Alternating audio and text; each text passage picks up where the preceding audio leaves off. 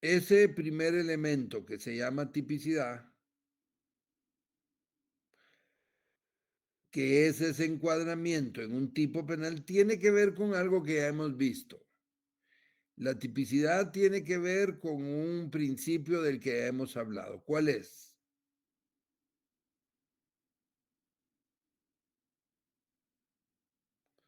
¿Cuál es, jóvenes? La tipicidad descansa ¿en qué? En la acción, licenciado. Bueno, sí en la acción, pero fíjense, si la tipicidad es la necesidad de que una conducta encaje en un tipo penal, ¿de qué estamos hablando? ¿Qué requisito es ese? ¿De qué hemos hablado? De la legalidad, licenciado. ¿Correcto? Tiene que ver con el principio de legalidad. Recuérdense que hemos hablado mucho ya de esto. Y ya dijimos que el principio de legalidad significa de que no hay delito sin ley. No hay delito sin ley, ni pena sin ley. Entonces, la tipicidad es una expresión de ese principio de legalidad. Porque el primer requisito para que una conducta sea delito es que sea típica. Es decir, que haya una ley y que encuadre en esa ley, que encaje en esa ley. Si encuadra en la ley, nosotros vamos a decir que es una acción típica, porque encuadra en la ley. Si una conducta no encuadra en una ley, si una conducta no encuadra en un tipo penal y digamos se parece a otro delito, se parece, pero no encuadra, no encaja bien, pero se parece. ¿Podemos encuadrarlo ahí porque se parece?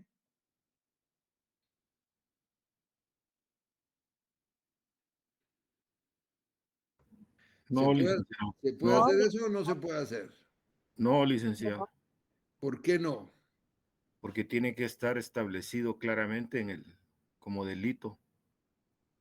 Bueno, estamos de acuerdo que tiene que estar establecido como delito, pero ¿en qué artículo dice que no puede hacerse eso? Porque se parezca. Licenciado, un ejemplo claro es, por ejemplo, los actos médicos legales, que al no haber una ley específica para que regule ese tipo de delitos, lo que hacen a veces es analogía y lo encuadran en un delito que no está descrito como tal en el Código Penal, pero lo encuadran en otro delito que se le aproxima. Y se puede hacer eso. Se puede encuadrar en una acción que se parezca. No. Ya. No, licenciado, la analogía no es permitida en el proceso penal, según entendía el licenciado la vez pasada. ¿En qué artículo dice eso?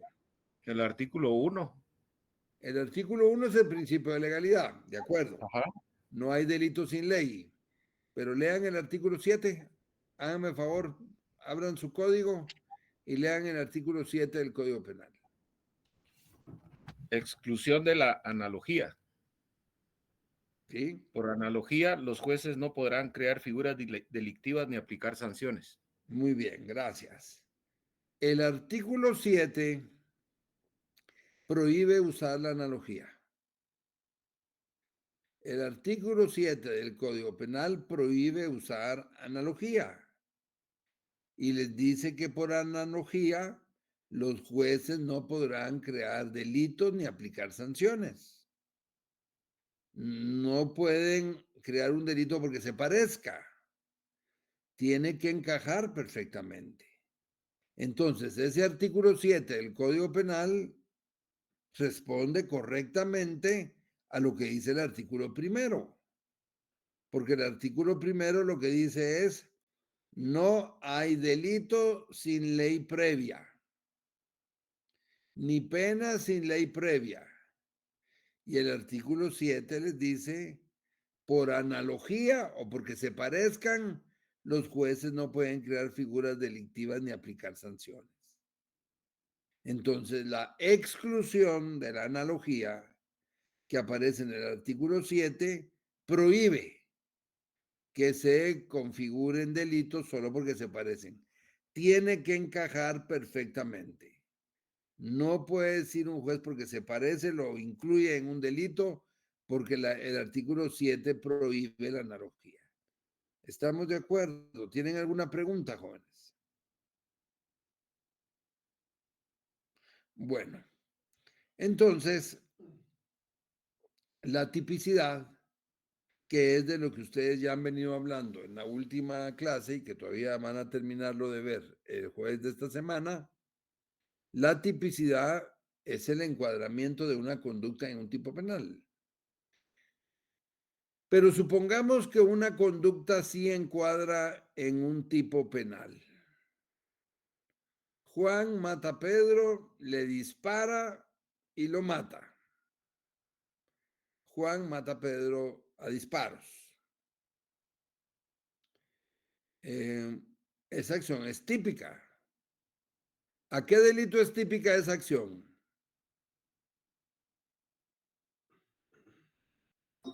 Asesinato, licenciado. Homicidio. Asesinato u homicidio, cualquiera de los dos podría ser. Entonces, esa acción en donde Juan dispara a Pedro y lo mata, encaja en un tipo penal. El tipo penal podría ser homicidio o el tipo penal podría ser asesinato. Con que la conducta encaje en el tipo penal, ¿podemos decir entonces que hay delito? No, ¿Por qué no? porque aún falta comprobar los otros dos elementos del delito, ¿Qué son cuáles? que sería la antijurisdicción y la culpabilidad, si no estoy mal. Sí, Sí, pero antijuricidad, no es antijurisdicción, culpabilidad. es Ah, antijuridicidad. Y la culpabilidad sí es correcto lo que dijo. Pero bueno, lo que usted dice es correcto. Con el hecho de que la conducta encaje en el tipo penal, no es suficiente para decir que hay delito. Ahí solo podemos decir que hay tipicidad, pero no podemos decir que hay delito porque tiene que haber antijuridicidad y además tiene que haber culpabilidad para que haya delito. Entonces, no basta con que una conducta encaje en un tipo penal para decir que hay delito. Si encaja en un tipo penal, apenas podemos decir que hay tipicidad. Pero un delito es una acción típica, antijurídica y culpable. Y entonces todavía nos queda establecer si la conducta es antijurídica y además si es culpable. ¿Estamos bien hasta ahí, jóvenes? ¿Alguna pregunta? Bueno, entonces, ¿en qué consiste el segundo elemento del delito? ¿En qué consiste el segundo elemento del delito? Que se llama antijuridicidad. O podemos decir y anotar que la antijuridicidad es el elemento del delito que consiste en la contradicción de una conducta para con el ordenamiento jurídico. Podemos decir entonces que la antijuridicidad es el segundo elemento del delito, porque el primero es tipicidad. Entonces, la antijuridicidad es el segundo elemento del delito que consiste en la contradicción de una conducta para con el ordenamiento jurídico. Bueno, eso significa, jóvenes, eso significa que podría haber una acción típica, o mejor les pregunto, ¿creen ustedes que puede haber una acción típica que no sea contraria al ordenamiento jurídico? Sí. Sí, la, Por la, ejemplo, la legítima defensa. Ujú. vamos a ver, vamos a ver. Juan mata a Pedro. Juan mata a Pedro, le dispara y lo mata. ¿Eso es típico? Sí. Sí, Sí. Pero Juan lo mató en legítima defensa, porque Pedro le estaba disparando también. Y Juan no tenía otra alternativa más que defenderse, porque no había ni policía ni nadie que lo defendiera, y se defendió.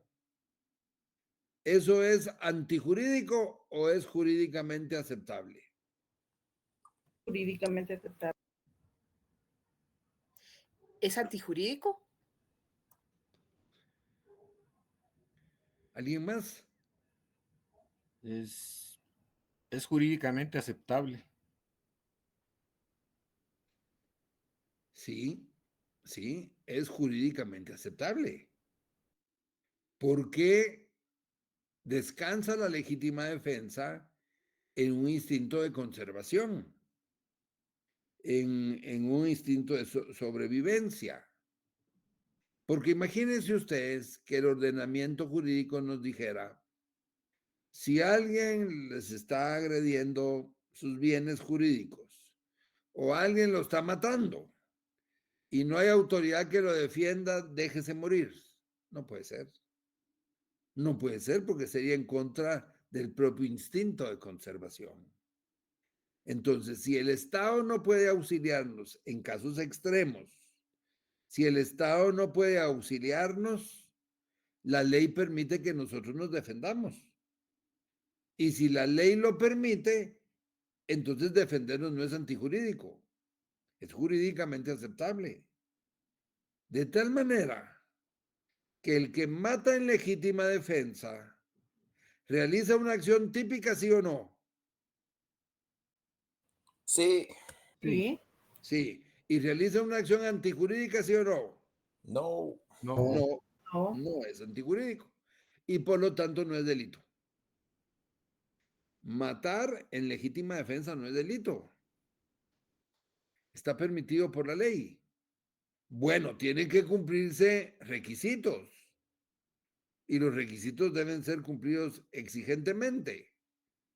Porque no es solo que la gente diga, maté en legítima defensa y ya estuvo. No es así.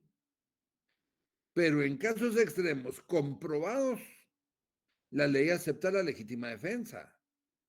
Y entonces el que mata en legítima defensa realiza una acción típica de matar, pero no es antijurídica, porque lo hizo para salvar su vida y cumplió con los requisitos que la ley establece.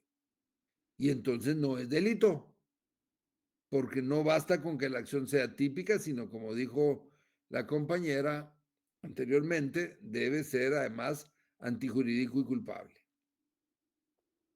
Si una mujer está embarazada, pero por cuestiones de salud, su embarazo le es grave para su salud. Y los médicos dictaminan que si ella mantiene el embarazo, va a morir ella y va a morir su hijo. Y que la única forma de salvar la vida de la madre es dándole muerte al feto, practicando un aborto para salvar la vida de la madre. Bueno, y convencida a la madre de que es la única manera de salvar su vida y que además aún sacrificándose de todos modos va a morir su hijo, entonces la madre acepta que se le practique el aborto. Y los médicos practican el aborto y matan, le dan muerte a la vida del feto. Esa acción que realiza la madre y los médicos, ¿es típica o no es típica? Sí, sí, es típica. ¿A qué delito? Al delito de aborto. Al delito de aborto. ¿Y es delito? No. ¿Por qué no? Porque existe el aborto terapéutico. De hecho, el Código Penal en el 137 creo que es, hace mención del aborto terapéutico, pero tiene que ser bajo consenso de 2 médicos o más. Bueno, entonces esa acción está permitida por la ley. Entonces, muy bien lo que dijo el compañero, entonces esa acción está permitida por la ley. y por lo tanto no es antijurídica y por lo tanto no es delito. Que si es típica o no es típica, si es típica, encaja en el delito de aborto, que es dar muerte al producto de la concepción. Pero no es antijurídica porque se hizo para salvar la vida de la madre. Y entonces el ordenamiento jurídico acepta el aborto terapéutico para salvar la vida de la madre. Y entonces no es delito porque no es contrario al ordenamiento jurídico. De tal manera, jóvenes, que no todas las acciones típicas son antijurídicas. Hay algunas acciones típicas que el ordenamiento jurídico sí acepta. Dígame, compañero Gabriel. Perdón, se me levantó la mano. Muy bien. Entonces hay conductas típicas que el ordenamiento jurídico acepta y que permite. ¿Cómo se llaman esas circunstancias en las cuales el ordenamiento jurídico acepta que se realice una acción típica? Y son las circunstancias que eliminan la antijuricidad. ¿Cómo se llaman?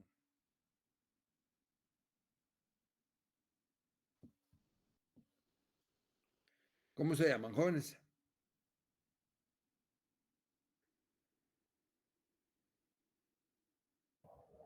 ¿Excepciones, licenciado? No, ¿No? no. Se llaman causas de justificación. Causas de justificación. Y están contenidas en el artículo 24 del Código Penal.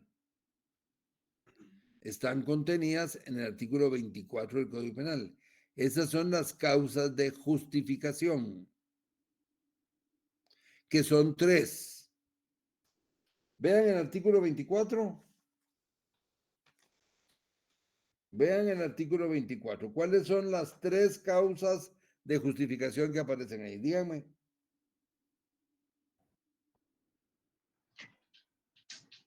Legítima defensa, estado de necesidad, legítimo ejercicio de un derecho.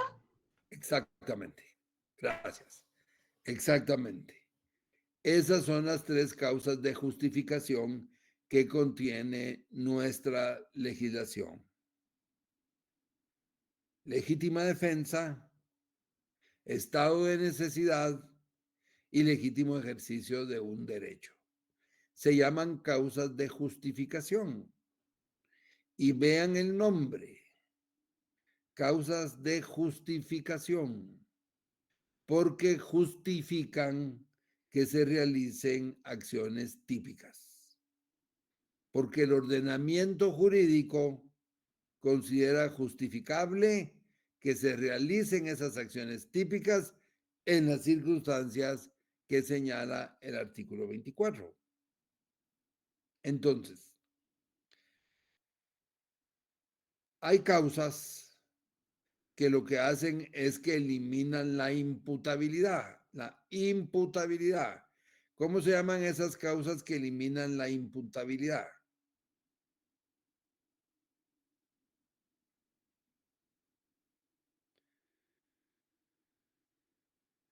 ¿Cómo se llaman? Las causas que eliminan la imputabilidad. Se llaman causas de inimputabilidad. Causas de inimputabilidad. ¿Cómo se llaman las causas que eliminan la antijuridicidad? ¿Cómo se llaman? Causas de justificación. Causas de justificación. Y están en el artículo 24. ¿Cómo se llaman las causas que eliminan la culpabilidad?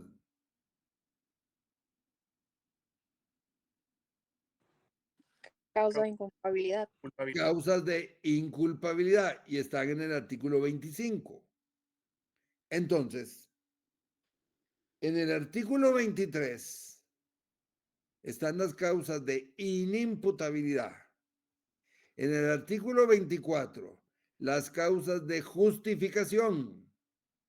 Y en el artículo 25, las causas de inculpabilidad.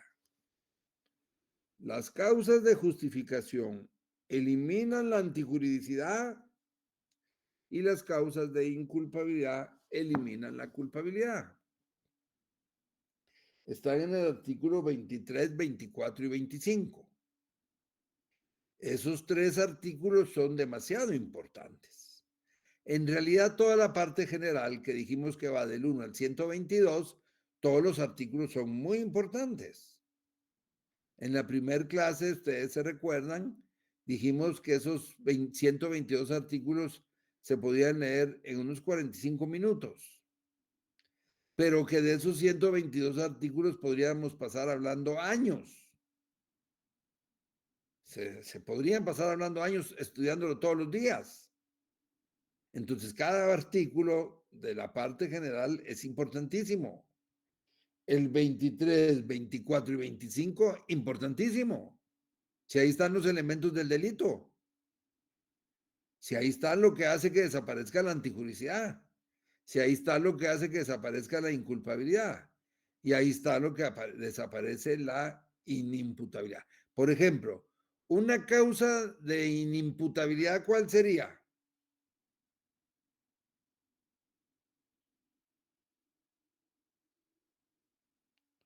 Una causa de inimputabilidad, ¿cuál sería? Ser menor menor de de edad. edad. Ser menor de edad, edad. Ser menor licenciado. de edad. Ser menor de edad. Esa es una causa de inimputabilidad y está en el artículo 23. Dice el artículo 23, no es imputable el menor de edad. Por lo tanto, el menor de edad es inimputable. Entonces, son artículos muy importantes porque tienen que ver con el delito y tienen que ver con los elementos del delito. Entonces, jóvenes, tipicidad ya dijimos que es. Antijuridicidad es la contradicción de la conducta con el ordenamiento jurídico. Antijuridicidad es la contradicción de la conducta con el ordenamiento jurídico.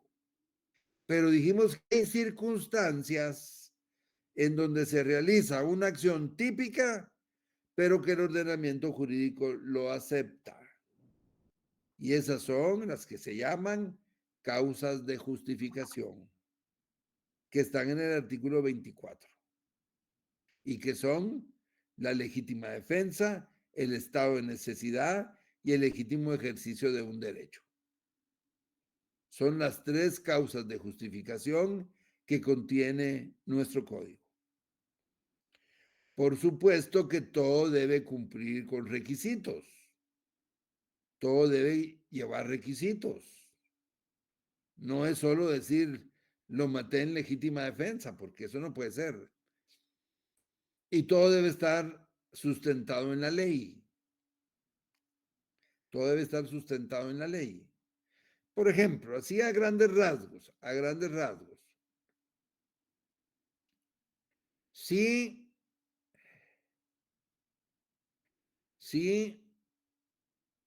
entran unos asaltantes y asaltan un bus, y los asaltantes vienen y empiezan a disparar sobre dos pasajeros, y de repente un pasajero saca su arma de fuego porque iba armado y dispara sobre los asaltantes y mata a un asaltante. El otro se huye, pero mata a un asaltante. Los asaltantes dejaron a dos pasajeros baleados, pues se salvaron, pero ese otro pasajero sacó su arma y mata a un asaltante. En términos generales y en principio, ¿ustedes creen que hay legítima defensa o no? Sí, Lic.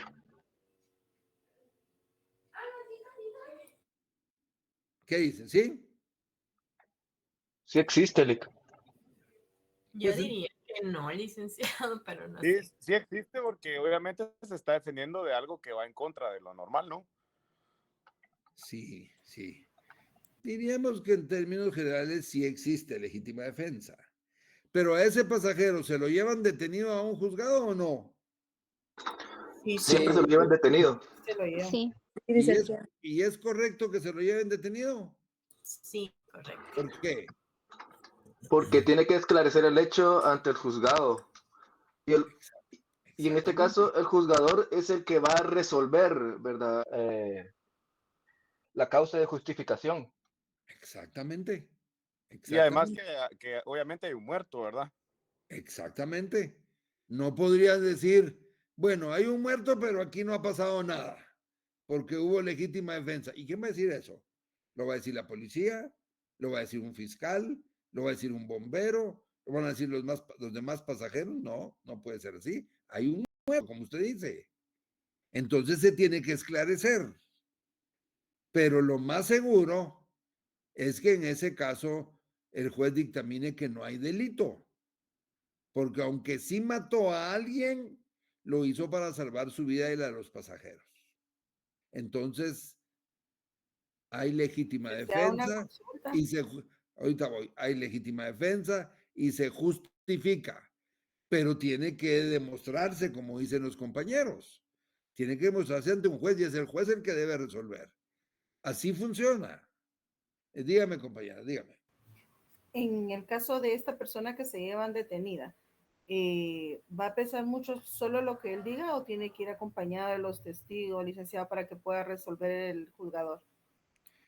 Lo segundo que usted dijo. Lo segundo que usted dijo.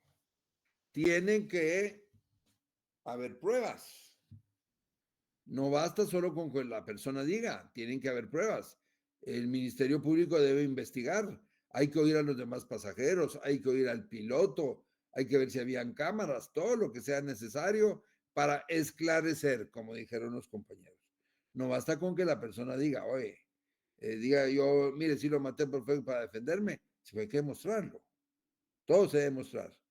Y viene a colación algo que me preguntaron en la clase anterior hoy y que yo lo hablé el sábado y el domingo en otras clases, hablando un poco de estos temas.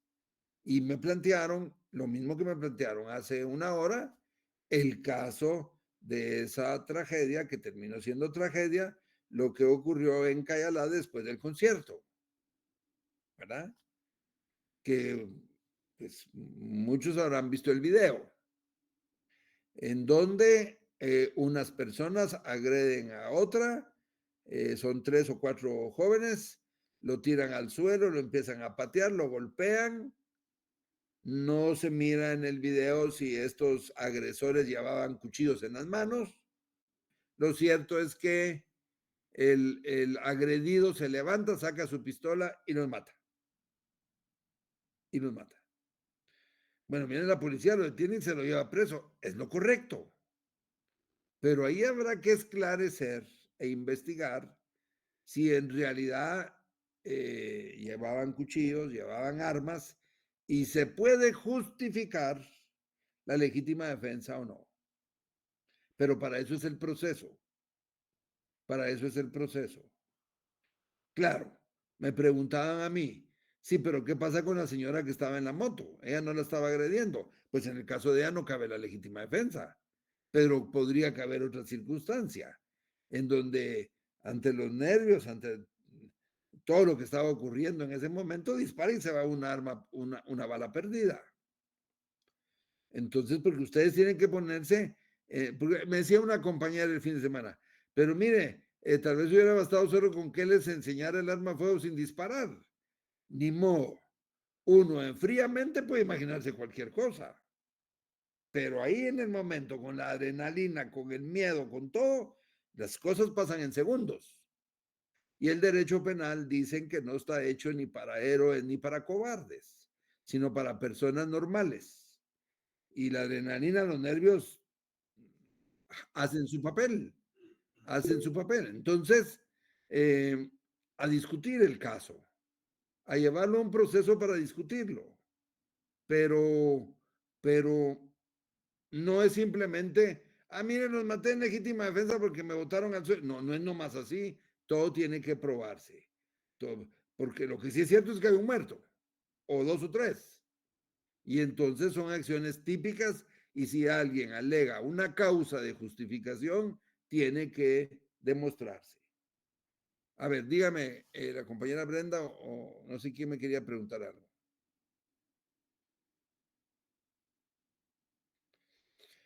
¿Alguien me quería preguntar algo? Bueno, entonces, estamos hablando del segundo elemento del delito, que es la antijuridicidad. Y que ya dijimos que la antijuridicidad es la contradicción de la conducta al ordenamiento jurídico. Entonces, jóvenes, en resumen, X mata a y lo mata para defender su vida. ¿Esa acción es típica o no es típica? Sí, es típica. Sí, licenciado. Sí es típica. Sí lo es. ¿Es antijurídica o no es antijurídica?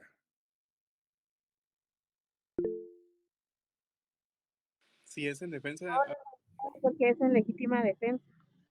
Por eso, es en legítima defensa. Entonces, esa acción donde lo mató, ¿es antijurídica o no es antijurídica? es jurídico. Sí, es antijurídico. Sí, es antijurídica, pero no aplica en lo que es culpabilidad. No. No es jurídica. Sí, ahí se me están haciendo bolas. Miren pues, si actúa en legítima defensa, no es antijurídica y por lo tanto no es delito. Sí es típica. Sí es típica. Es que no piensen en la culpabilidad. Si lo declaran culpable o no, no piensen en eso. Es que se están yendo a la culpabilidad sin saber si es antijurídico. Se los voy a decir de otra manera. Juan mata a Pedro en legítima defensa, lo mató para defender su vida. ¿Es típico o no es típico? Sí, es típico. Sí, es Sí, es típico. ¿Es contrario al ordenamiento jurídico lo que hizo? No. No. Entonces, si no es contrario al ordenamiento jurídico, significa que no es antijurídico. No hay antijuridicidad. No se vayan hasta la culpabilidad todavía.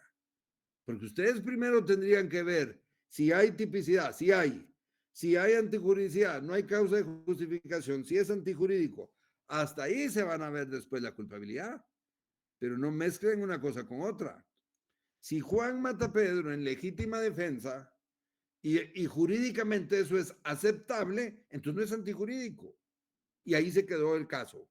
Ya no hay delito, porque no es antijurídico. Porque para que sea delito, recuerden, tiene que ser típico, antijurídico y culpable. Y culpable. A ver, alguien me quería preguntar algo, dígame. Sí, licenciado, buenas tardes. Con una consulta con respecto al proceso judicial. Si una persona de igual manera es capturada, para poder llegar a este tema de del caso, ¿cuánto más o menos de tiempo se conlleva esto? ¿Es depende del juzgado cómo esté casos o cómo es este proceso? Ese es un gran problema. Lo que usted está mencionando es un gran problema. ¿Por qué? Porque efectivamente los tribunales y el Ministerio Público está sobrecargado de trabajo. Y entonces el tema es que dependiendo cómo estén de trabajo los tribunales, las fiscalías que tengan a cargo el caso puede durar un tiempo razonable o mucho tiempo. La ley sí dice, la ley procesal penal sí tiene plazos, pero permite que esos plazos se extiendan cuando el Ministerio Público le pide autorización al juez para extenderlo, porque todavía no ha terminado la investigación. Entonces, claro que uno pensaría, ¿verdad? Pues lo razonable es que se pueda llegar a sentencia en 6 meses, pero puede ser que dure 1, 2 o 3 años.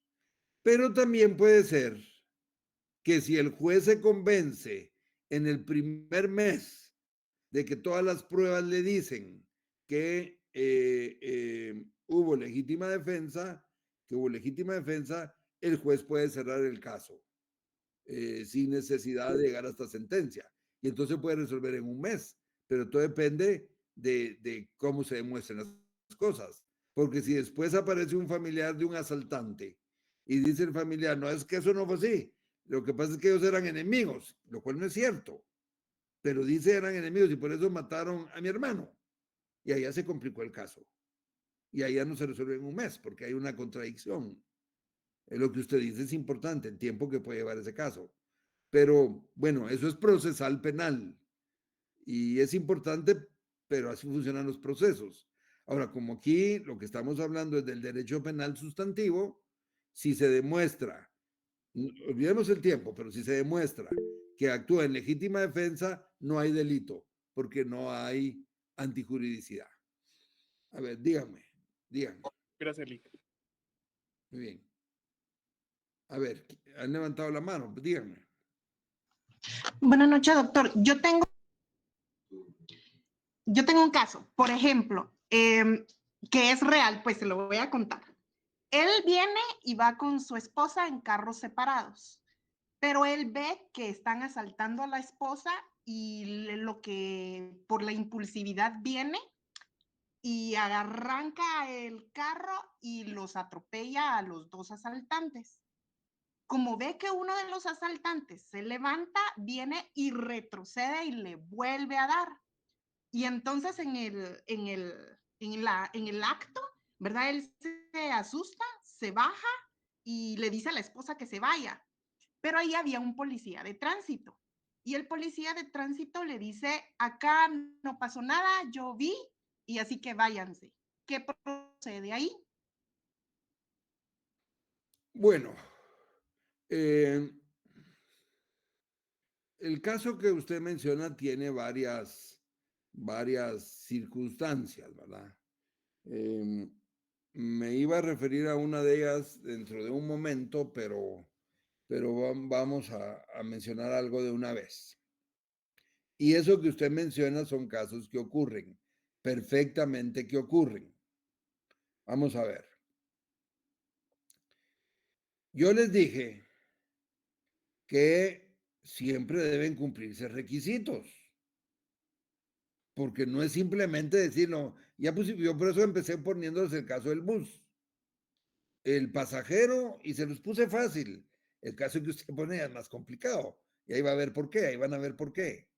Pero yo se los puse fácil. El pasajero ve que están asaltando el bus, los asaltantes disparan sobre unos pasajeros, hieren a dos, y entonces el pasajero saca su arma, dispara y mata a un asaltante. No hay para dónde. No hay para dónde. Ahí hay legítima defensa. Pero como bien dijeron ustedes mismos, tienen que llevarse detenida a la persona ante un juez porque hay un muerto.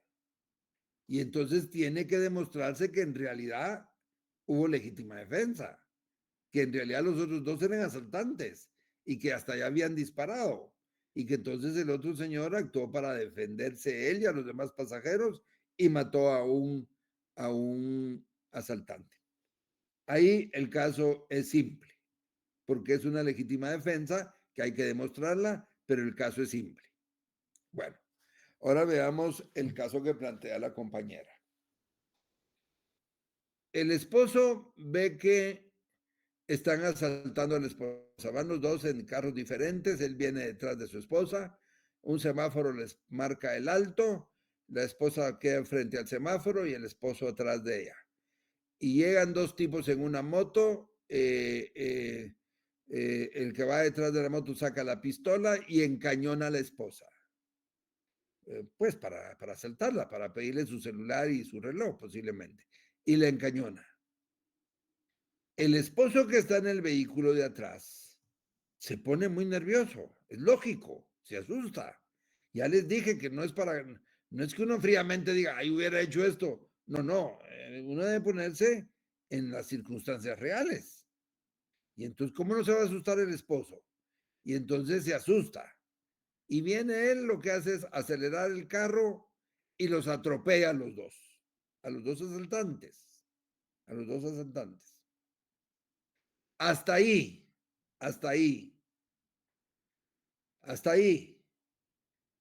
En términos generales, ¿creen ustedes que podría caber la legítima defensa? Sí. Yo también pienso que sí. Hasta ahí. Pero la compañera dice que los atropellaron, pero que uno todavía se medio levantó Y entonces viene el esposo y mete retroceso y se deja venir para atrás y lo vuelve a atropellar. Agreguémosle, pongámosle más salsa al taco. Y otra vez mira que se vuelve a levantar pura película y se deja ir para adelante. ¿Todavía hay legítima defensa ahí o ya no? Ya no. Ya no. Ahí el caso ya se complicó. Ahí el caso ya se complicó. Porque uno de los requisitos de la legítima defensa es que haya una agresión en ese momento. En ese momento. Y el primer impulso del esposo de ir para adelante se justifica. Pero ya que vuelva a retroceder y que lo vuelva a atropellar, yo creo que ahí el caso se complicó. Es como que yo les dijera, viene, supónganse usted, cambiemos un poquito el caso. Supongamos que se para en el semáforo siempre una persona en su vehículo. Lo asaltan, lo mismo, llegan dos en moto, lo asaltan. Le quitan sus lentes, le quitan su teléfono y su reloj. Bueno, y esos asaltantes todavía le disparan y le pegan en el brazo, en uno de los brazos, al piloto del carro. Y se van los asaltantes. Viene el piloto del carro y los empieza a seguir. Y los sigue como en 2 o 3 cuadras hasta que entonces los atropella, se baja, les dispara y los mata y agarra sus lentes, su teléfono y su reloj y se va. ¿Puede alegar legítima defensa? No. No, Ya no. Ya En el no. momento que estaban asaltando. Exactamente. Ya vamos a ver ahorita que uno de los requisitos de la legítima defensa es que la agresión se dé en ese momento. Porque ni modo, si alguien le dice a otro, mira, me las vas a pagar, algún día te voy a matar, y el otro lo mata de una vez, eso no puede ser. Porque recuérdense que cuando empezamos a hablar de la legítima defensa, hablamos de un instinto de conservación y de un instinto de sobrevivencia. Pero si alguien le dice a otro, mira, algún día me las vas a pagar y algún día te voy a matar, pues tuvo tiempo para ir a la autoridad a decir que lo estaban amenazando y pedir auxilio. No se justifica como que algún día me vas a matar, entonces te mato de una vez. No puede ser. O no puede ser que uno haya intentado matar al otro y entonces no lo logró y a los 8 días se vuelve a encontrar y entonces ahora si el otro lo mata en legítima defensa. Ya no cabe la legítima defensa ahí. Porque no es venganza lo que autoriza la ley. La ley no autoriza que tomemos la justicia por nuestras manos, ni que nos venguemos, ni nada. No. La ley lo que justifica es que ante una agresión que se está dando en un momento determinado y no hay autoridad para defender, la persona se defienda inmediatamente. En ese momento nada más. Ni antes ni después. La agresión debe ser cierta e inminente, que esté ocurriendo en ese momento o que ya va a ocurrir y no futura ni pasada. Volvamos al caso de Cayalá. Ahí en el momento estaban golpeándose, forcejeando, el señor se levanta, los otros ya le están pegando, saca su pistola y dispara ahí mismo. La agresión estaba ocurriendo ahí. Y si llevaban armas blancas, cuchillos, pues pudo haber entrado en pánico. Pero ahí en ese momento, no después. Entonces, son los requisitos que vamos a hablar un poco ahora y en la otra clase de los requisitos de las causas de justificación, porque no es nomás decir lo maté en legítima defensa y ya. Todo debe demostrarse y hay requisitos que deben cumplirse. Díganme, por favor, me están queriendo preguntar algo. Buenas noches, licenciado. Buenas noches. De acuerdo al concepto que usted nos dio de lo que era legítima defensa y tomando el caso del que la compañera estaba explicando que a la esposa era la que estaban asaltando. Sí. Entonces, yo lo miro así. O sea, la legítima defensa es para salvaguardar mi vida. No. ¿No? Disculpe que le interrumpa. Lean el artículo 24, numeral primero. Ahí va a ver. Lean el artículo 24, numeral primero. Veámoslo. Voy.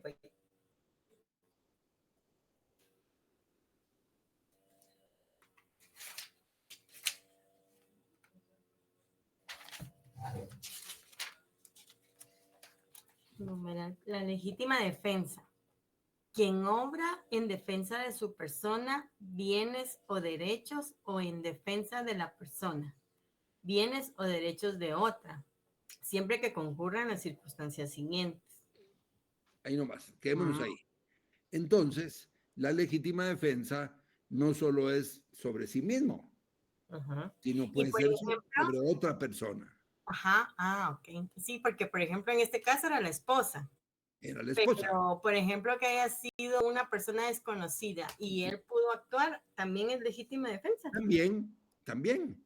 Supóngase usted el caso del bus, Ajá. en donde entran los asaltantes y comienzan a disparar sobre los pasajeros y hieren a 2 pasajeros. Es legítima defensa. Él estaba defendiéndose a él y a los demás. Exacto. Sí cabe la legítima defensa de terceros, oye. Cabe la legítima defensa de terceros. Ajá. Siempre que la defensa sea de una agresión inminente en ese momento. Sí, por eso es que yo había pensado que en el caso de lo del bus, no.